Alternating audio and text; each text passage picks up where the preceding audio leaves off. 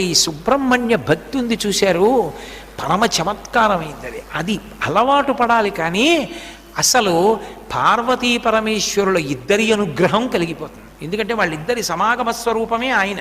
సుబ్రహ్మణ్య ఆరాధనం గురించి మహాస్వామి చెప్తుండేవారు. సుబ్రహ్మణ్య ఆరాధనలో మహాస్వామి దిట్ట. అసలు ఆయన సన్యాసాశ్రమ స్వీకారం కుమారకోష్టంలోనే జరిగింది. అక్కడ స్నానమే చిట్ట చివరి స్నానం బ్రహ్మచారి గారు. కాబట్టి ఆ సుబ్రహ్మణ్యారాధన చేసేటటువంటి వాళ్ళకి లోపల దేవతలు మాత్రమే ఉంటారు, రాక్షస గణములు ఉండవు.